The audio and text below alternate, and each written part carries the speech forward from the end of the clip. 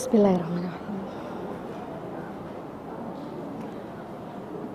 Ini enggak? Oh. Ya.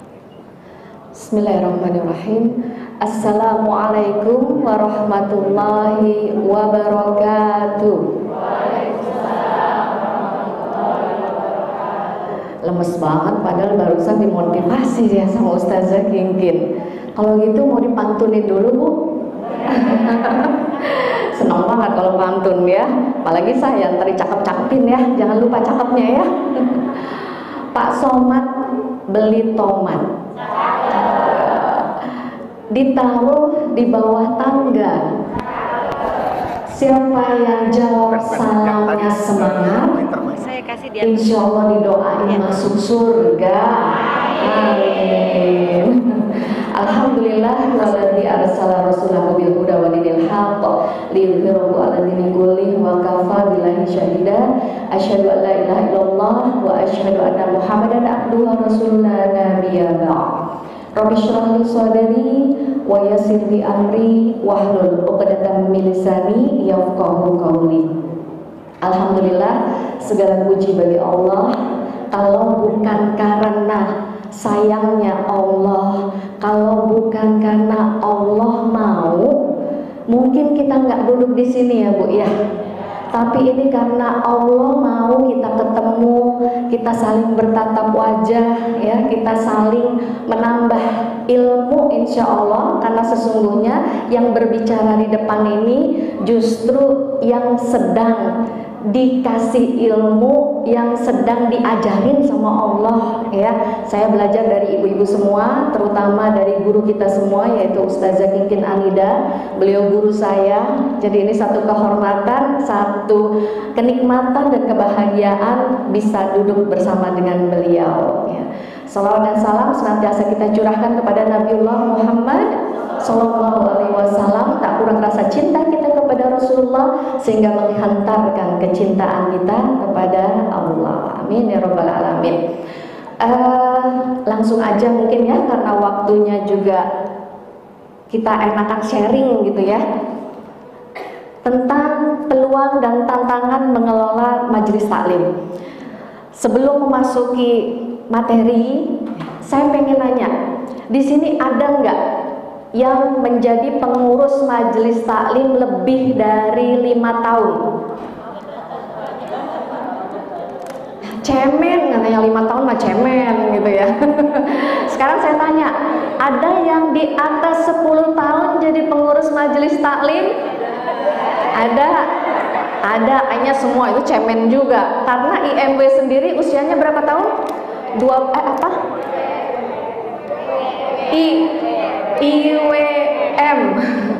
IWM GR gitu ya.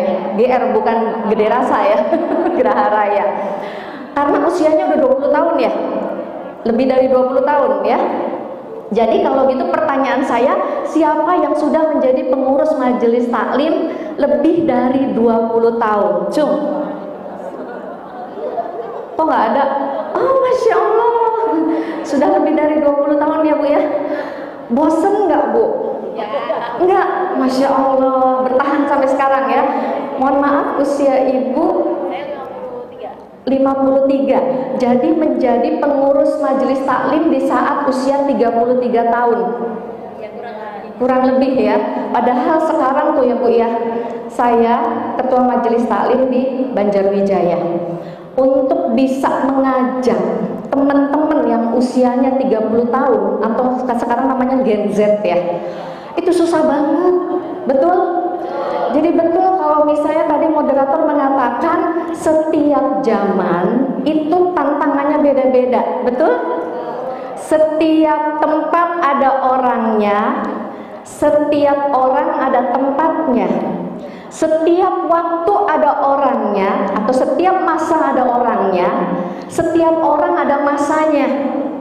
Nah, nanti ibu-ibu di sini juga ada masanya saat ini menjadi pengurus majelis taklim. Tapi kan kita harus meregenerasi, betul? Cuma banyak pertanyaan-pertanyaan gimana caranya ya menghidupkan majelis taklim di klaster aja. Kadang hidup, kadang mati, hidup segan, mati tak mau, ya. Ya, tapi insya Allah mudah-mudahan nanti ini bisa memotivasi kita, dan ini sharing-sharing ini mudah-mudahan bisa menguatkan kita kembali, karena memang Betty ya, beda-beda tipis. Kalau di Banjarwijaya kami ada sekitar 22 majelis taklim, atau kalau kami menyebutnya korwil. Jadi setiap klaster itu ada korwilnya, ya. Kalau klaster-klaster yang terbaru, paling korwil itu isinya 3 orang, 4 orang gitu ya. Saya dulu ketika membina majelis taklim, isinya cuma 3 orang. 3 orang, tapi kita tetap ngaji. Dan saya yakin insya Allah nanti Allah akan tambah. Ya, alhamdulillah sekarang sudah berkembang.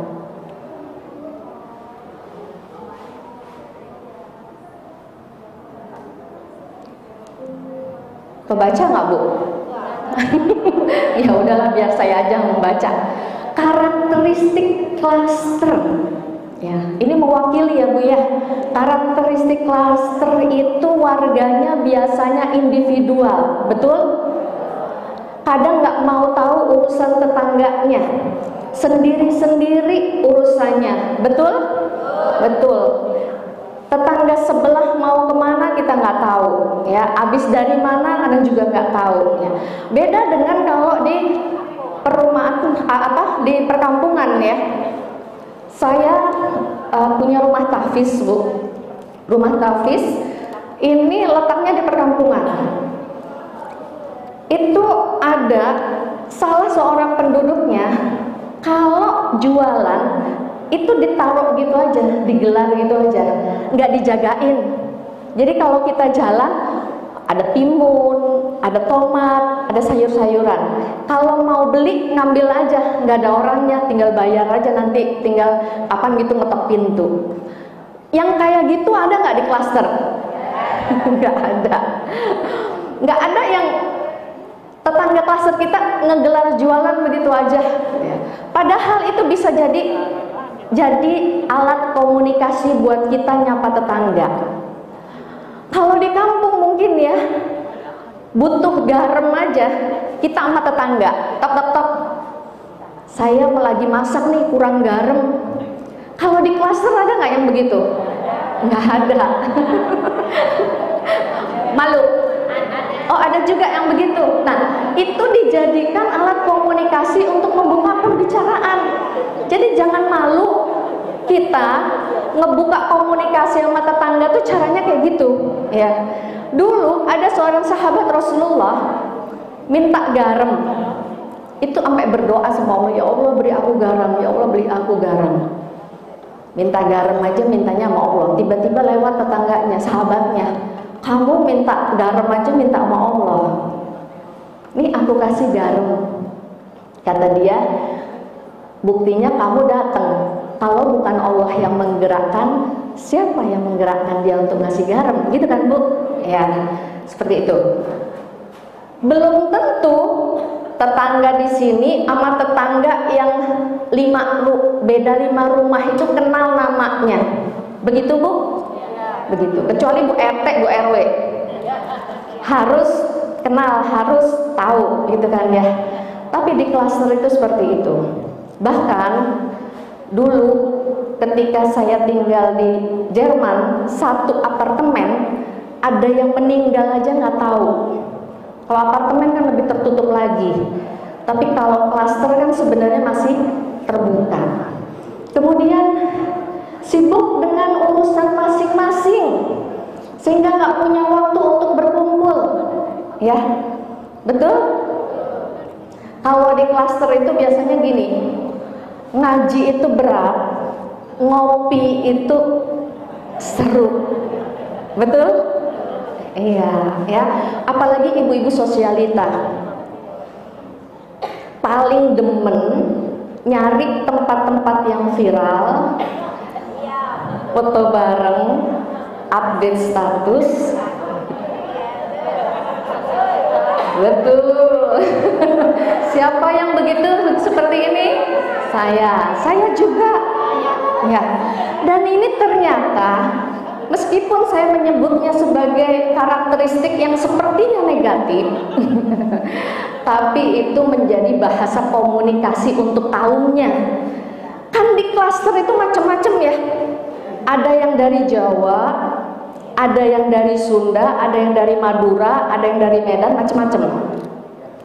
Dan nggak mungkin kita bisa menyenangkan semuanya. Nggak mungkin kita bisa merangkul semuanya. Tapi insya Allah kalau nanti kita punya ilmunya yang menguatkan kita bahwa hidup adalah menyambungkan. Kalau kata guru saya begitu, hidup itu tugasnya cuma nyambungin, ya. Nyambungin dari nggak kenal jadi kenal. Ibu-ibu tadinya kenal nggak sama saya? Enggak. Sekarang kenal nggak? Dikit-dikit kenal ya. Jadi nanti kalau ketemu di jalan, kalau saya lupa tolong ditegur ya. Hidup itu menyambungkan. Begitu juga dengan di sini ada sekitar 30 atau 35 klaster. Bagaimana 30 klaster ini bisa tersambung? Ya, jadi Masya Allah, menjadi pengurus majelis taklim sebenarnya ibu sedang dikasih nudroh, anugerah yang besar, nikmat yang besar yang Allah berikan. Kenapa? Bu, kalau nggak jadi pengurus majelis taklim, belum tentu kenal sama warganya. Betul? Kalau nggak jadi pengurus majelis taklim di klaster, bisa jadi nggak kenal sama majelis-majelis taklim yang lain yang ada di sekitarnya. Tapi Allah memuliakan ibu-ibu semua supaya dikenal di makhluk bumi dan insya Allah di makhluk langit. Luar biasa kan Bu? Ya. Kemudian apa nih? Oh, senang bermedia sosial tadi udah ya, sosialita. Apalagi daerah Geraha Raya ini ya, emang kebanyakan sosialita ya. Yang senang main media sosial, senang arisan ya. Ada arisan komite, ada arisan RT, ada arisan RW, ada arisan komunitas ya. Senang olahraga, renang, ada arisan renang. Ada di sini yang ngikutin arisan itu 5? Ada. Sosialita udah terbukti itu ya. Dan ini adalah aset ya. Aset. Orang yang bisa masuk dari semua komunitas itu hebat ya, luar biasa. Kemudian memiliki pengaruh, bisa jadi orang-orang yang ada di dalam klaster itu, meskipun mereka bukan pengurus RT, bukan pengurus RW, bukan pengurus majelis taklim, di luar bisa jadi dia punya pengaruh. Dia punya jabatan, dia ketua komunitas di luar, sehingga apa? Kalau bahasa organisasinya banyak matahari. Kalau banyak matahari, banyak orang yang berpengaruh, jadinya banyak yang ngatur. Ya, ini harusnya kan begini, ini kan nggak begini, gitu ya. Menurut saya yang berpengalaman di sini begini begitu, betul Bu? Iya. Jadi apapun yang kita lakukan kadang-kadang salah mulu. Di sini ada nggak yang ketika diangkat menjadi ketua majelis taklim mengajukan diri, saya aja deh jadi ketua majelis taklim? Yang ada nggak ada yang mau jadi ketua majelis taklim, betul? Kalau bisa cepet-cepet pensiun ya. Majelis taklim udahlah nggak dibayar, dikomplainin mulu, gini salah gitu salah gitu kan ya, capek bawaannya. Udah gitu kerjaannya nggak ada kelarnya ya. Seperti itu ya. Tapi Masya Allah ibu-ibu ini luar biasa ya. Kemudian klaster itu secara ekonomi baik. Orang kalau udah secara ekonomi baik, biasanya udah EGP aja ya. Udahlah tercukupi kebutuhan saya ya. Mager jadinya. Makanya kenapa taklim-taklim yang ada di klaster itu ya dikit banget yang bisa hadir ya. Apalagi sampai dia merasa memiliki. Apalagi ada kesenjangan usia. Pengurus majelis taklim itu kebanyakan masih muda atau udah mau bilang udah tua nggak ya, Man? Lolita ya, lolos 50 tahun ya, tos Bu ya saya. Ya, duduk di majelis taklim aja kadang itu kaki parkir kanan, parkir kiri gitu ya. Ada yang udah dari tadi kanan kiri ya, insya Allah lelahnya nanti Allah ganti gitu ya, amin ya rabbal alamin ya. Kemudian selanjutnya, oh ini mati ya.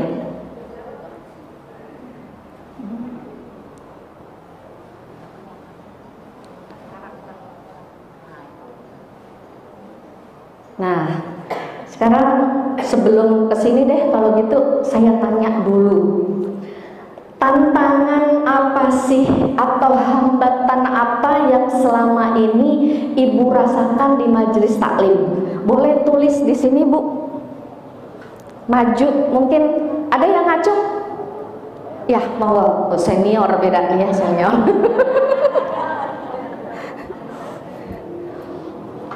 Mau ditulisin panitia atau ibu aja sendiri nulis sendiri ya, biar kita tahu tulisannya kayak gimana. agak besar aja ibu ya. Silakan.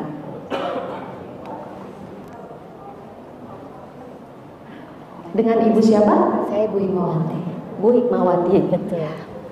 Boleh tulis satu. Tantangannya? Iya, gede.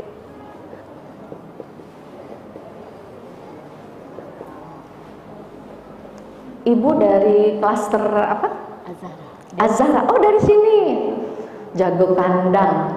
Coba yang lain yang di luar kandang. Ada nggak yang berani? Abis ini siapa?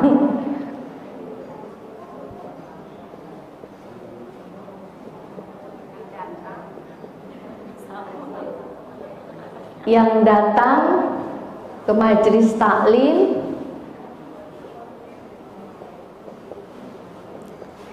hanya lo lagi ya. Ya. Ada lagi? Ya, silakan Ibu. Mau saya tuliskan? Nggak seru dulu. Maju aja biar kita lebih kenal tulisannya begitu, jadi kita tahu ya. Ibu dari klaster mana? Pondok Jagung. Oh, dari Pondok Jagung.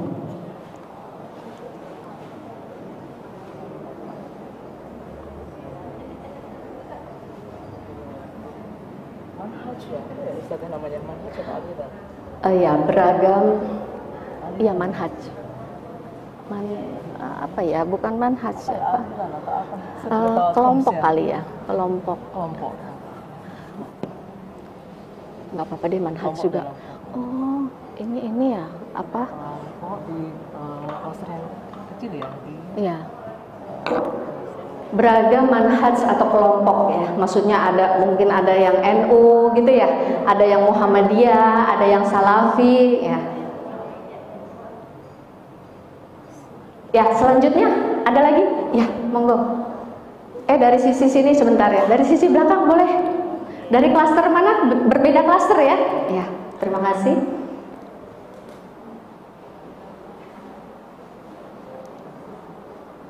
Kita 5 aja ya.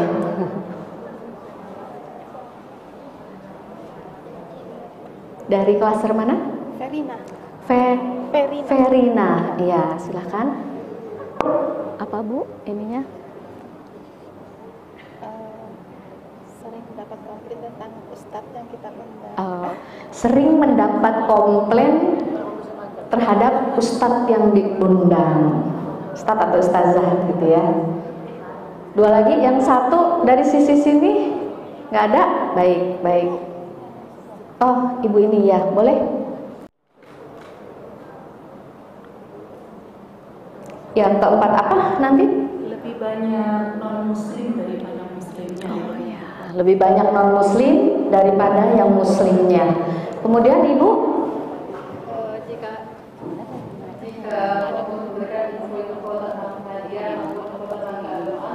dicuekin. iya, Iya. Kemudian, Bunda?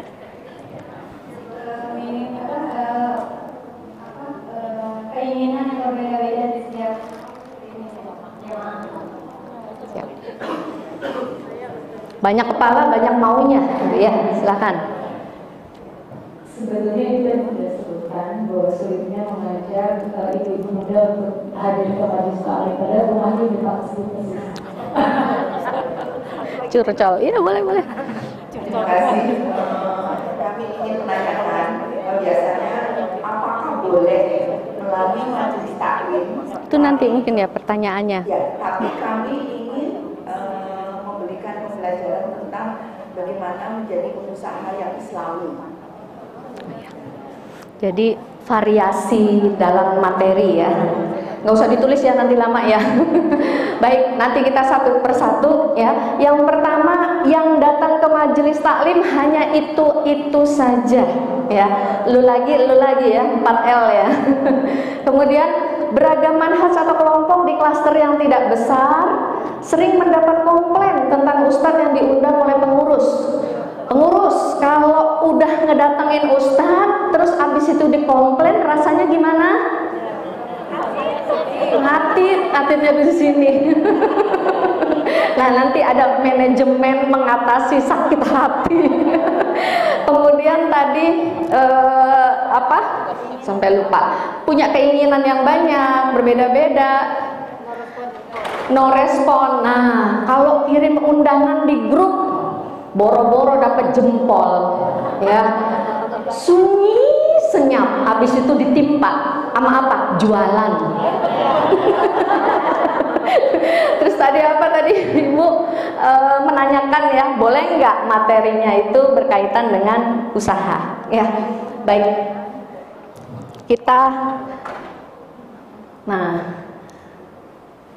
Kalau saya ini Bu, itu untuk menambahkan lagi, banyak Mahmud ya, tadi kan ya, mama-mama muda, sehingga mereka pekerjaannya peternak, ya, pekerjaannya apa? Antar anak sekolah, macan ternak, ya, mama cantik antar anak, ya Allah, jangan mau. Kemudian SDM sedikit, pilih-pilih narasumber yang viral, ya, pengennya narasumber itu viral. Kemudian merasa cukup dengan kajian online. Kalau di sini di klaster itu kalau ada kajian di online kan nggak? Di live streaming nggak, ya. Kemudian seragam. Ada yang punya masalah dengan seragam nih, ibu-ibu majelis taklim itu biasanya seragaman. Kalau sekarang kayaknya udah enggak ya, biasanya nuansa aja ya. Tapi ini bisa jadi daya pikat tersendiri gitu ya. Nah, hati yang belum terikat dengan masjid tadi ya. Rumahnya deket, padahal depan-depanan itu masjid, itu musolah. Tapi untuk melangkah itu berat. Karena memang perjalanan paling berat itu adalah melangkah ke masjid. Ya, makanya luar biasa ibu-ibu di sini yang dimudahkan oleh Allah untuk bisa hadir di majelis ilmu. Lalu bagaimana peluang untuk menjadi hamba? Peluang untuk mengembangkan majelis taklim? Kalau tadi tantangannya, nanti kita akan bahas di sharing dan motivasi yang akan saya sampaikan setelah ini. Sebenarnya peluang untuk mengembangkan majelis taklim itu adalah peluang surga. Allah sedang memberikan peluang, ini loh jalan surga. Ya, jadi Masya Allah Bu, ketika Rasulullah itu mendoakan buat orang-orang yang mereka mau menyimak hadisnya Rasulullah, menyimak ayat-ayatnya Allah, kemudian mereka bermuzakarah, mereka memahami, berdiskusi bersama, lalu mereka mengamalkannya. Apa kata Rasulullah? Allah akan memberikan nudroh. Nudroh itu kebahagiaan. Para ulama mengatakan iman itu manis, manis banget. Saking manisnya, saking nikmatnya, saking bahagianya, orang yang dikasih nikmat iman itu kalau seandainya para penguasa tahu, mereka akan membunuh orang-orang yang mereka sudah merasakan nikmatnya iman, saking manisnya. Maka ketika kita bisa merasakan manisnya iman, kenapa? Karena kalau kita ibadah tapi nggak ngerasain lezatnya ibadah, itu akan jenuh. Betul Bu? Ibu pernah makan duren? Ada yang suka duren? Ada. Nggak makan karena udah udah banyak warningnya aja ya. Ibu pernah makan di sebuah resto, kemudian ada menu. Di menu-menu itu disebut menunya bahasanya bahasa kita nggak ngerti. Ada cordon bleu, ada auflauf ya, ada auflauf kartoffeln ya, atau hackfleisch. Tahu Bu? Kalau nggak tahu, kira-kira ibu mau ngambil itu nggak? Nggak. Kalau nggak tahu, kira-kira ketika memakannya kita ragu-ragu nggak? Ragu-ragu. Terus tiba-tiba ada menu gado-gado. Udahlah itu aja. Indonesia banget gitu ya. Karena kita nggak tahu. Nah, ibadah juga begitu. Menjadi pengurus majelis taklim juga begitu. Ketika kita nggak tahu, nggak dapet nikmatnya, nggak dapet lezatnya, kenapa kita menjadi pengurus majelis taklim, maka kita bawaannya capek, bawaannya kita udahlah ada pilihan yang lain kok, gitu ya.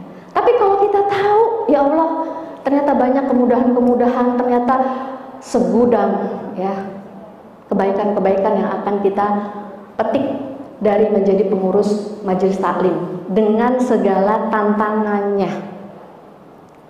Kata Allah melalui Rasulullah,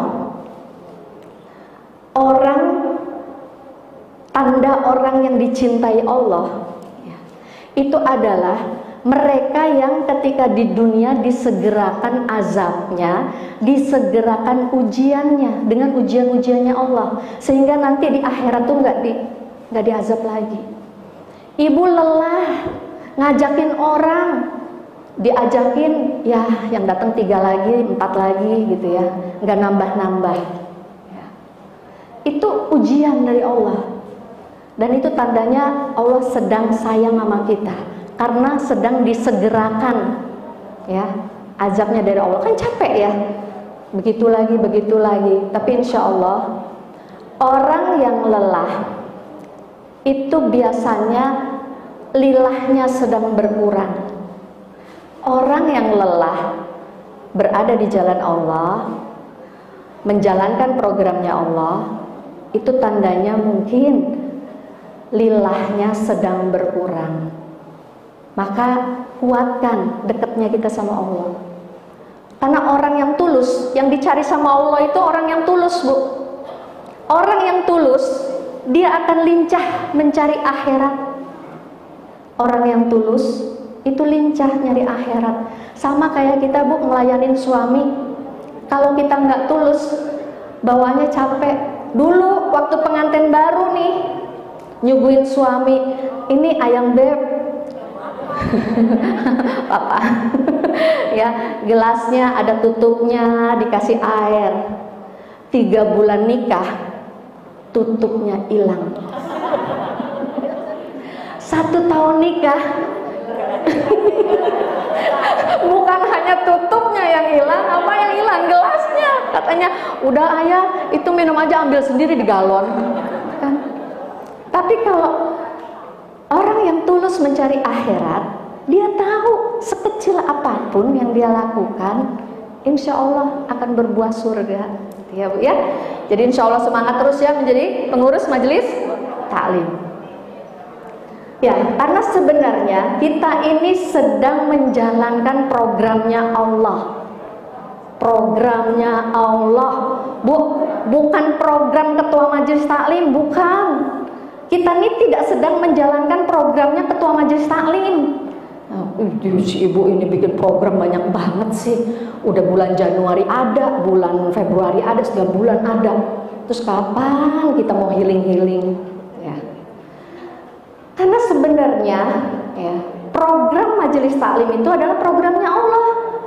Kalau kita di mindset itu kita tanamkan, oh ya Allah ini programnya Allah, bahwa ketika kita sedang melakukan sebuah kebaikan, berarti kita itu sebenarnya sedang menjalankan programnya Allah. Udah ada catatannya di sana bahwa hari ini ya, yang berdiri di sini siapa, ustadz siapa, ustazah siapa, panitianya siapa. Itu udah ditulis sama Allah 50.000 tahun yang lalu sebelum diciptakannya langit dan bumi. Jadi programnya siapa, Bu? Allah. Ya. Begitupun juga pertemuan kita hari ini juga programnya Allah. Maka berbahagia ketika Ibu sedang menjalankan programnya Allah. Bukan sekedar program diet, ya. Bukan sekedar program mempercantik diri, ya, tapi Masya Allah, mulia sekali sedang menjalankan programnya Allah. Kemudian peluang untuk mengembangkannya ya, majelis taklim ketika dia dibangun atau masjid ketika dibangun, orang yang membangun masjid itu orang hebat. Tapi lebih hebat lagi adalah orang yang memakmurkannya. Orang mendirikan majelis taklim itu hebat, tapi majelis taklim itu terus berjalan, nggak ada mutungnya, itu jauh lebih hebat. Bu, Ibu, saya menjadi ketua majelis taklim, ada pengurusnya ada sekitar 23 orang. Banyak banget, bener.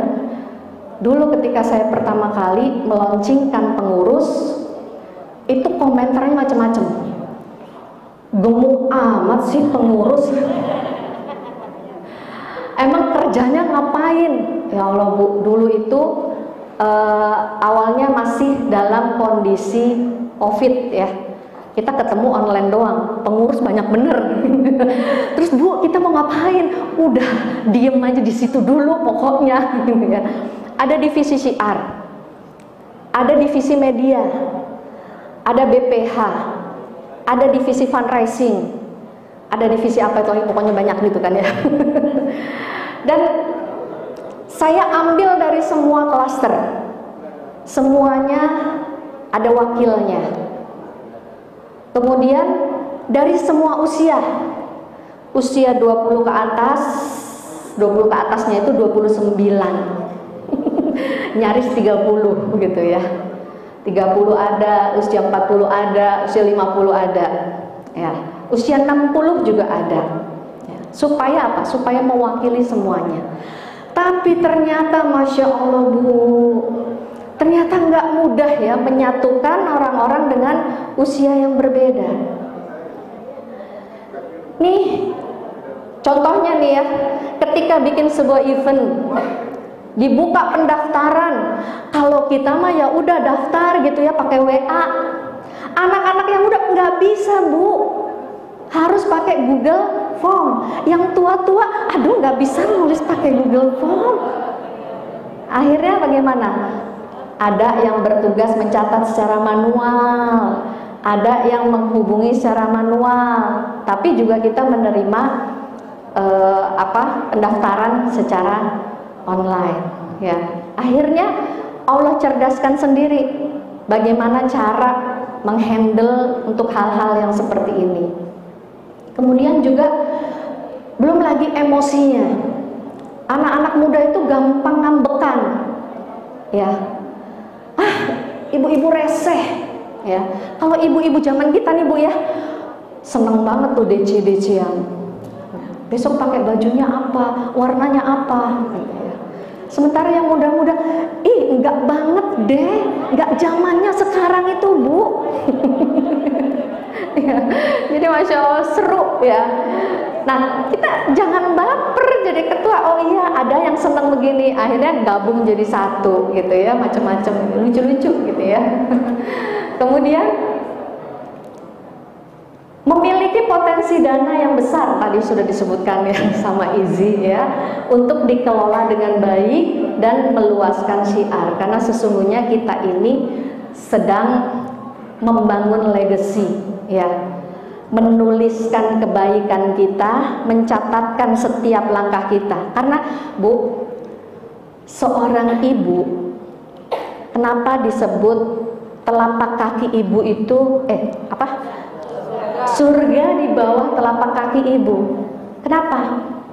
Karena setiap tapak seorang ibu, dia sedang mencetak karakter untuk anaknya. Meskipun ibu ini lagi duduk di sini, padahal ngobrol juga, ngantuk juga. Tapi karena ibu duduknya di majelis ilmu, itu ibu-ibu sedang mencatatkan langkah-langkah ini. Allah kemudian memperbaiki kekurangan-kekurangan yang ada pada keluarganya. Allah sedang mencetak karakter pada anaknya. Karena Allah itu maha baik. Nggak mungkin setiap kebaikan kita ini nggak dibayar sama Allah. Jadi Masya Allah. Bahkan doanya kita Bu, ya, Allah itu malu banget ketika kita berdoa mengangkat tangan, tapi doanya nggak dikabulkan. Itu Allah malu. Allah malu ketika ada seorang hamba yang dia berdoa dan tidak dikabulkan. Jadi setiap doa kita ini pada dasarnya sedang dikabulkan. Salah satunya yaitu tadi, ternyata ketika kita berdoa, ketika kita melangkah dalam kebaikan, itu Allah sebenarnya sedang memperbaiki karakter anak-anak kita. Dan siapa yang berdoa, sebelum doa itu dikabulkan pun Allah sudah mengampuni dosanya, ya. Jadi bagaimana kita tidak berdoa, ya, kepada Allah. Kemudian hidup adalah menyambungkan, sehingga peluang yang sangat besar buat kita nyambungin kebaikan-kebaikan yang ada di seluruh klaster, ya. 5 menit lagi, baik. Ya. Belum sampai bawah ya nih. Udahlah, sini aja deh ya. Sharing motivasi ya. Melihat tantangan, melihat sebuah hambatan, melihat peluang dan tantangan itu seperti melihat kita kalau lagi bermain puzzle. Pernah main puzzle, Bu? Main puzzle itu kan gitu, ditempelin, enggak jadi, salah, ya. Kadang disembunyiin, nanti dulu, ini yang ini, kita pilih-pilih, yang kira-kira pas, yang kira-kira cocok. Kalau udah jadi puzzle-nya, indah nggak, Bu? Seneng nggak? Iya. Tapi kalau puzzle mah cuma beberapa jam aja mungkin ya. Hanya kita ini sedang menyambungkan, yang disambungin itu orang yang karakternya bisa jadi berbeda-beda, yang karakternya bisa jadi ngeselin kita ya. Nah ini luar biasa kalau kita ingat bahwa hidup itu adalah menyambungkan, dan menyambungkan yang tertinggi adalah ketika kita menyambungkan hati kita sama Allah. Bu, Ibu tahu Al-Quran, Bu? Ibu tahu Al-Quran? Setiap hurufnya, kalau huruf alif berdiri sendiri, ada artinya nggak? Kalau huruf ba berdiri sendiri, ada artinya nggak? Maka begitulah kehidupan kita, seperti Al-Quran, disambungkan. Makanya hidup itu adalah menyambungkan. Ketika berhasil menyambungkan huruf-huruf itu menjadi kata, itu bermakna. Dari kata menjadi kalimat, dari kalimat menjadi mushaf, ya. Baris mungkin ya, dari baris semakin banyak disambungkan, maka akan semakin bermakna luas. Maka begitu juga dengan kita, majelis taklim, ketika kita bisa banyak menghubungkan simpul-simpul kebaikan yang banyak, semakin banyak yang kita rangkul, maka insya Allah itu potensi yang sangat besar untuk tegaknya kalimat Allah, ya. Kemudian hidup itu mempersiapkan kematian, hidup itu indah, ya, dan seterusnya. Ini sudah saya sampaikan tadi, dan Rasulullah sudah mengingatkan, ya. Onta itu, kita belajar dari onta. Dari 100 onta, itu cuma ada satu unta rohilah, unta yang bisa menanggung beban. Jadi Bu, kalau di kelas yang aktif cuma satu, oh itulah saya insya Allah, gitu Bu. Itu berarti saya unta yang rohilah tadi. Ya, gimana nasyidnya Ustazah? Yang bila ada seribu mujahid, akulah satu di antaranya. Bila ada 100 orang mujahid, akulah satu di antaranya. Jika ada 10 mujahid, maka siapa? Akulah satu di antaranya. Dan jika ada 1 orang mujahid, maka itulah aku. Semangat ya Bu? Semangat insya Allah ya. Ya, sekarang ini dakwah itu adalah kumpulan orang-orang tua. Karena belum tercetak generasi mudanya, maka tugas kita untuk nggak baperan, tugas kita untuk banyak merangkul ya, sehingga kita akan bisa mencetak generasi-generasi yang selanjutnya. Nah ini sharing dan motivasi kecil-kecil banget ya. Nggak kelihatan. Ya udahlah, ini sudah diingatkan oleh panitia. Insya Allah semuanya sudah terangkum dari apa yang saya sampaikan.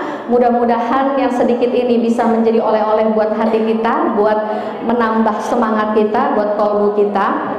Saya ingin menyampaikan satu hal yang penting. Ada seorang ulama yang mengatakan begini, siapa yang paling banyak nantinya di surga merasakan nikmatnya surga, dialah orang yang ketika di dunia dia lelah mencari indahnya atau lezatnya ibadah. Kalau ibu nyari lezatnya jadi pengurus majelis taklim, ibu sampai nemu, seneng banget di sini meskipun diprotes, dikomplain, indah sekali ya Allah, sampai nemu itu, insya Allah nanti akan merasakan nikmatnya, paling banyak bisa merasakan nikmatnya surga. Amin ya rabbal alamin. Itu saja mungkin dari saya. Alhaqqu min rabbik fala takunanna minal mumtarin, wallahu muwaffiq ila aqwamit thoriq. Jazakumullah khairan jazaa. Mohon maaf lahir batin. Assalamualaikum warahmatullahi wabarakatuh. Masya Allah, terima kasih jazakallahu khair Ustazah Nia. Ibu-ibu, sebelum masuk ke tanya jawab, saya akan mengumumkan bahwa insya Allah bulan Maret nanti Bu Kim akan ke Palestina ya Bu. Nah, jadi di sini kita buka donasi. Jika ada ibu-ibu nanti ada kantong keliling